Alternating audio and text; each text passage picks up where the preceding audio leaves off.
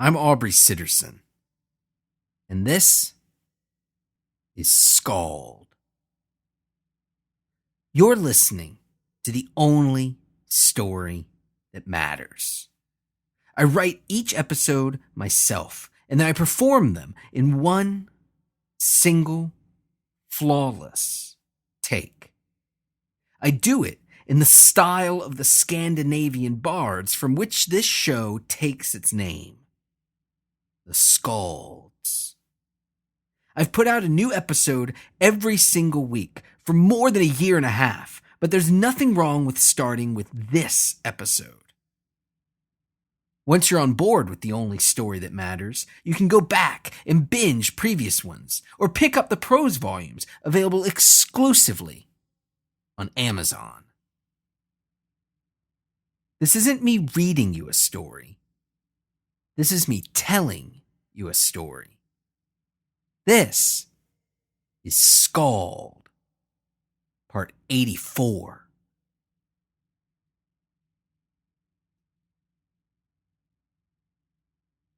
The undergnomes waited, nervously, for her response. They stood awkwardly in their elven attire, tailored to fit their tiny frames, but still far more restrictive, far more ornamental than anything they typically wore, anything their kind preferred to wear when traipsing through their natural environment, through their true domain, the countless subterranean tunnels that ran deep, deep beneath the elf realm. They had been thought extinct, if they had ever even really existed. Most wrote them off as nothing more than fairy tales, the invisible creatures that poorly behaved children blamed for their misbehavior. The undergnomes had split from their cousins, those that never delved into those depths in which the undergnomes felt most comfortable, the distant relatives that, though they slept underground, had no qualms with coming up to the surface, with braving the bright white light of the sun. Most everyone believed them a myth, and those that didn't reasoned that they must have died off or else retreated to depths unreachable by elven kind. And for years, for generations of those short-lived creatures, it didn't matter. The elves made common cause with the surface gnomes, brought them under their royal protection in exchange for their remarkable mechanical expertise, their ability to construct automatons and clockwork devices that dazzled the minds of the less technically minded races. But over time, the gnomes, intrinsically good, well-meaning, ridiculous creatures, they had eventually put their tiny feet down.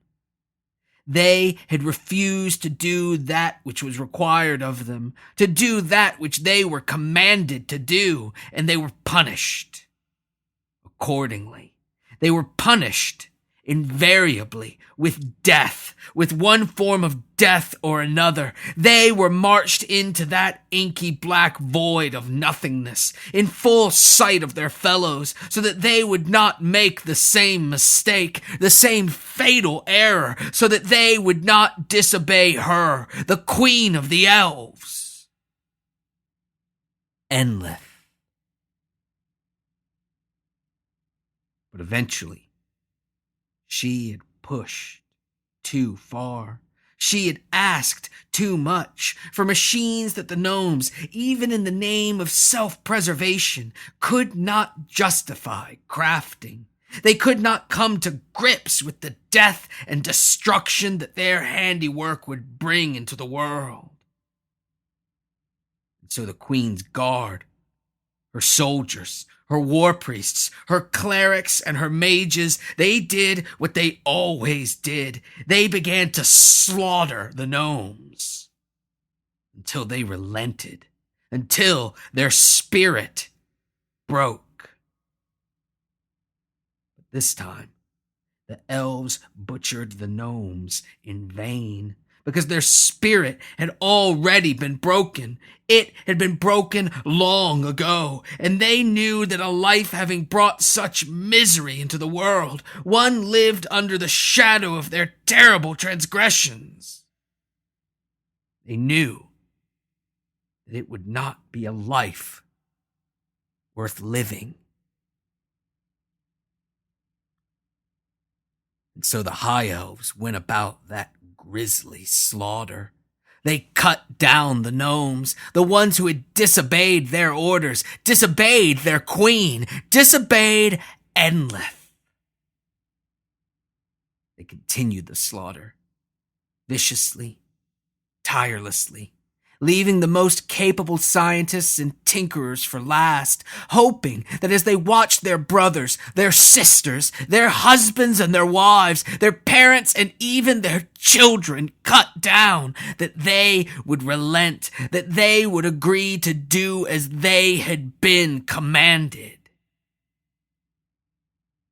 But after watching their friends and families murdered, knowing the lifetime of misery, regret, guilt, and hate that awaited them, they were not willing to work. They were not willing to do anything, and they were eager to be ushered in to that inky black void of nothingness. When the elves concluded their bloodthirsty task, when they had slaughtered what remained of that already decimated race, there was no one left to do Enlith's bidding. There was no one left to build the monstrous machines of war and devastation that she had demanded. And so they began the search for someone who could. After years of digging, of delving into the earth, of following twisting, nonsensical tunnels built in a mockery of logic and sense, after years of following erratic, overlapping trails, they had found them. The undergnomes. The subterranean creatures long split off from their more gentle cousins. Their time in the darkness had left their skin pale and translucent, had made their eyes grow large and luminescent, and had imbued in them a sense of cold, calculating pragmatism. So when the elves captured them, when they dragged them to the surface, when they near blinded the creatures with the sun that they had never laid eyes upon, when they threw them down in front of Enlith and she gave them her demands, gave them her terms, gave them the only way that they could save themselves and their race, gave them the only way that they could prevent a full-scale invasion from the surface, a flooding of their tunnels, and the slaughter of any who tried to escape. When she gave them a simple choice, a simple ultimatum to either build her machines or die, they had said, yes, of course. Now, their work concluded, the undergnomes' finest scientists stood proudly, yet nervously, before the machine, before the monstrosity that Enlith had demanded of them, before the massive, hulking engine that they had built using the near illegible blueprints of their cousins, then tweaked and refined with their own fiendish knowledge, that obtained from digging deep, digging too deep within the mysterious, unexplored crust of that realm. They had forged the steel. They had honed the countless blades. They had oiled the clockwork. They had pieced everything together with an exquisite precision. And now they stood, hiding behind the darkened glasses they wore to protect themselves from the worst of the sun's rays, waiting for Enlith, waiting for their queen to pass judgment upon their creation. The cataclysmatron.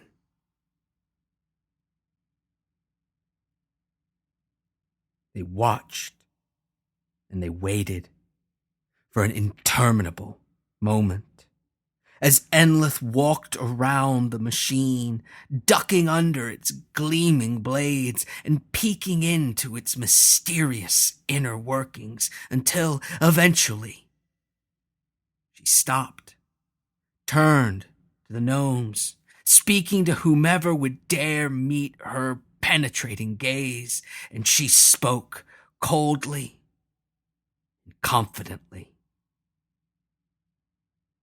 How powerful is it? It should have been an easy question to answer.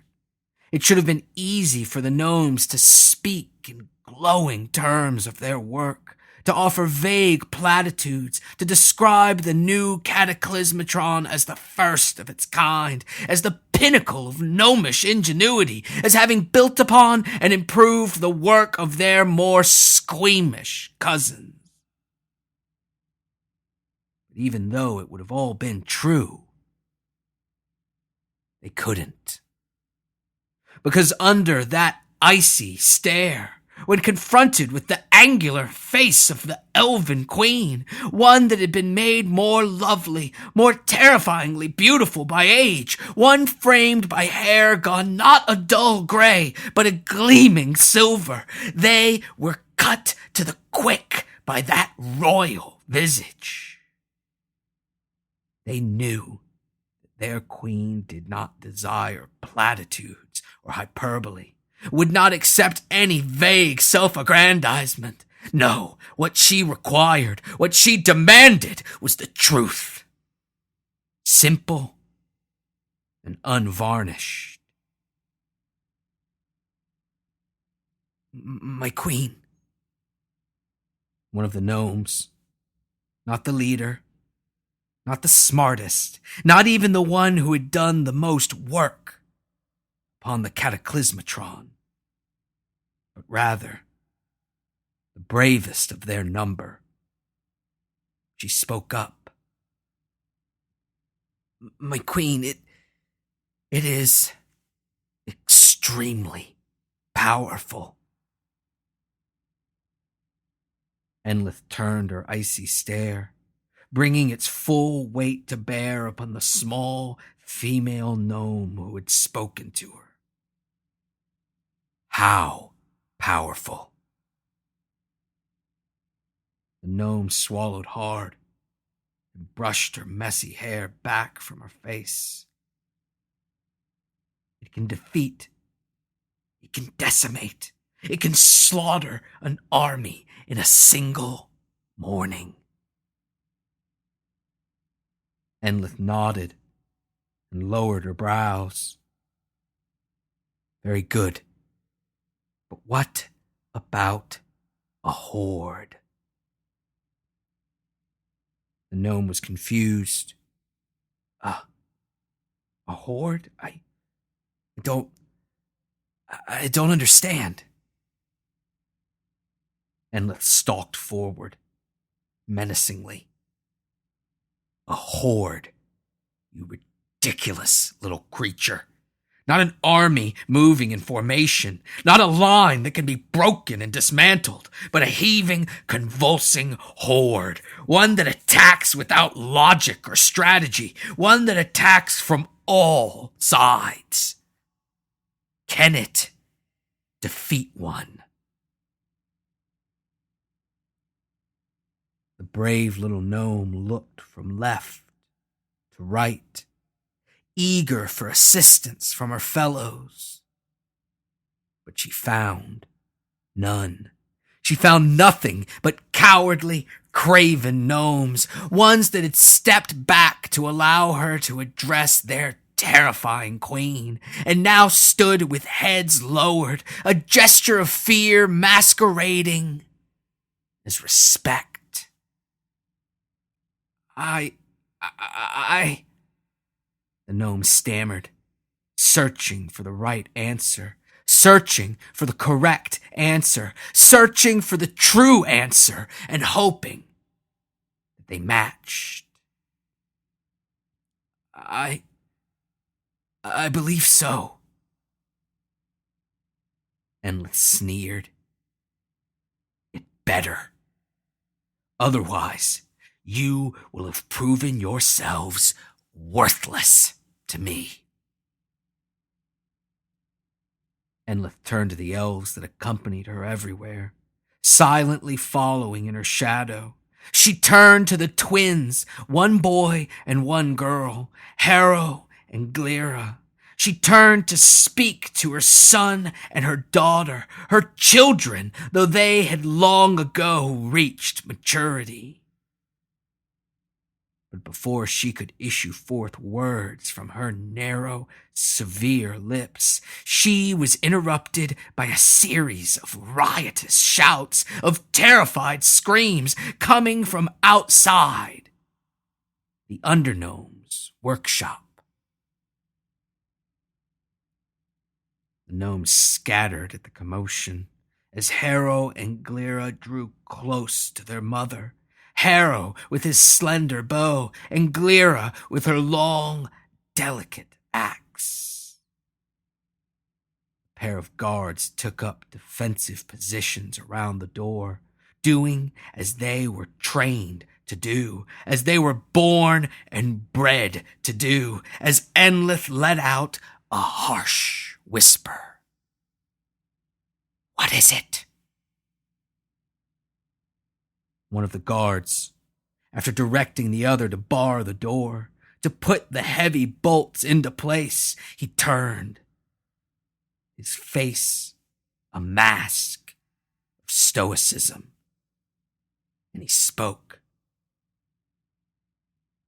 "I do not know, my queen, but whatever it is, we shall..." Suddenly, the door swung open violently, bursting through those heavy, secure bolts, almost flying completely off its hinges. And as it swung, it smashed into one of the guards, the one who had just placed the bolts, sending him sprawling out upon the ground. And in his place stepped forward the reason for the shouts, the reason for the screams, the reason for the commotion, a tall, severe elf who held her right hand extended out in front of her, moving her fingers in unnatural, terrifying patterns. The remaining guard moved forward to intercept the interloper, his face still the picture of stoicism, the face of one secure and confident in their considerable strength and ability. He raised his sword in a ready position, and he advanced upon the scowling, heavily breathing elf. But she simply raised her hand, the one now cloaked in strange, shimmering light, and she snapped her fingers in front of the guard's face. At first, he did nothing. He was motionless. It appeared as if she had frozen him with but a single snap. Then, the real effects of her magic took hold, as that stoic guard was dazzled, was cast somewhere too horrible to mention, was shown something too awful to speak of, and his once emotionless face contorted into an expression of sheer, overwhelming terror. As the guard crumpled to the ground, dropping his sword the better to wrap his arms around himself, cold comfort as he wept and shook in pitiable agony, Enlith strode forward. "Harana, you are not meant to be here." The high elf ambassador lowered her head, ceasing her profane gesturing. Ah, such a poor welcome for your eldest child. Harrow and Glera bristled, but Enlith remained unfazed. You made your choice, girl, and now you must live with the consequences. You are not supposed to be here. Harana nimbly stepped over the fallen guard and approached the cataclysmatron, clearly impressed. Your new pets have been busy. Do you think it will do the job? Enlith watched her daughter carefully. I suppose we'll find out soon enough. Harana chuckled. Sooner than you realize. The centaurs have reached Ravena's inner walls. She gently touched one of the machine's many blades, pricking her finger and wincing in shocked, delighted pain. You aren't my only spy, girl. You aren't even my best spy. Enlith pushed past her twins, brushing them aside so that she could approach Harana. You didn't need to come here to tell me that. You were banished, your presence forbidden. Harana raised her finger, the one now weeping blood, raised it to her mouth, and began sucking on it, gently. I was banished on a provisional basis. Slowly, but noticeably, Enlith's eyebrows rose. Then you've done it. Harana sneered her response. Yes, I've earned the right to return. She glared at her siblings. I've re-earned my birthright. Finally, a smile broke the still, icy waters of Enlith's face. You found him. Where? Harana chuckled. Where one such as him belongs. I found him in the roiling underneath. Found him embroiled in unspeakable torture and unimaginable punishment. Should I have just left him there? Enlith's fists clenched involuntarily. No. You did right. His punishment. His true punishment. His earned punishment. His rightful punishment. It must come by my hand. When will you summon him? Enlith's mind began to buzz with plans. It's already been done, Mother. If I had waited and your machine had failed, then the centaurs would have overrun the city. They'd trample the vermin prince beneath their hooves. Harana spoke confidently, proud of the initiative she'd shown. The vermin prince? Enlith was confused. The medium I used. Harana waved her hand dismissively. He has potential, but no real power that I haven't given to him. He's nothing. Enlith turned to Harrow and Glera.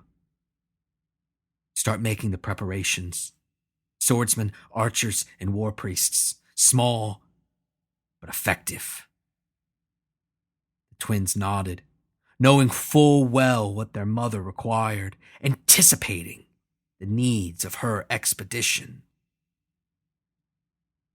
Move quickly, brother. Waste no time, sister. Marana grinned, relishing the power she assumed she would soon have over her siblings once again. We must hurry if we wish to get there in time, after the brute gets the spear, but before the vermin prince uses it to send him on his way. With the way time moves across the sundered worlds, we have none to spare. Enlith dismissed her youngest children and then turned to Harana. Don't worry, girl. While you've been exiled, while you have been working off your transgressions, my kingdom has been busy.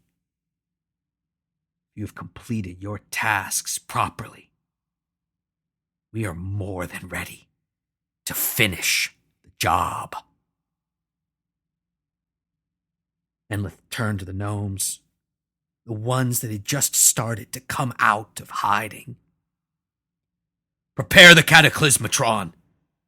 We'll see how its blades cut through horse flesh. Enlith closed her eyes, breathed in deeply, and smiled.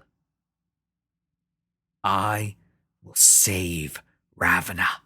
Save it so that none but myself will have the pleasure of burning that witch, the one who banished me from her realm. I will take her city. I will seize Ravena and the rest of that pitiful border realm. I shall take it for my own. Her eyelids rose slowly, revealing a pair of gleaming, joyous orbs. And then, finally, with my own two hands, as is my right, I will kill the traitor, the murderer, the assassin, Maul.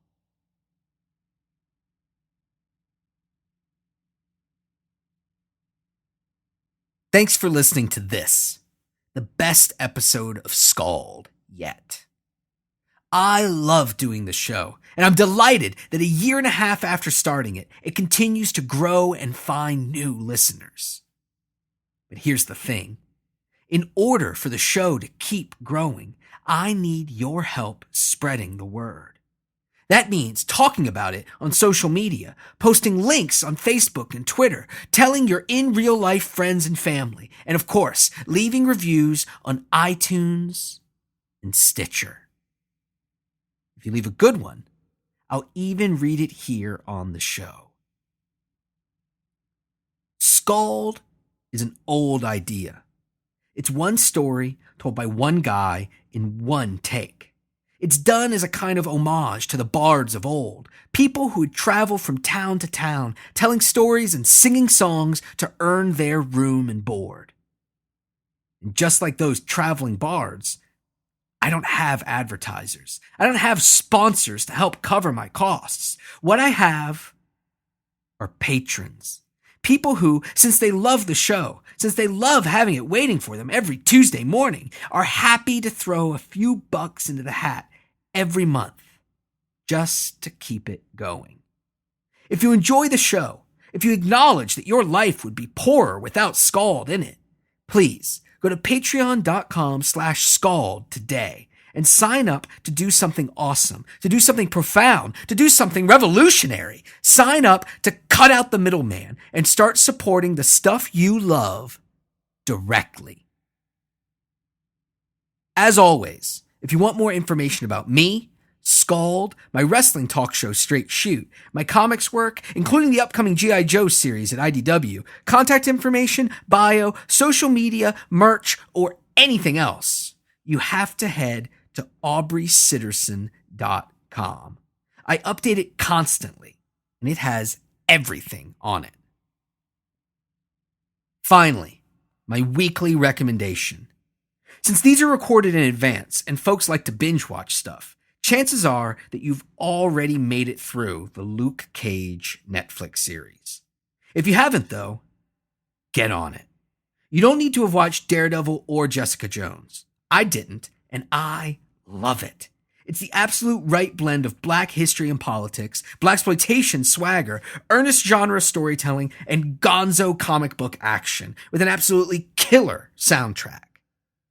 Get in there. Thanks for listening. I'll talk at you next week.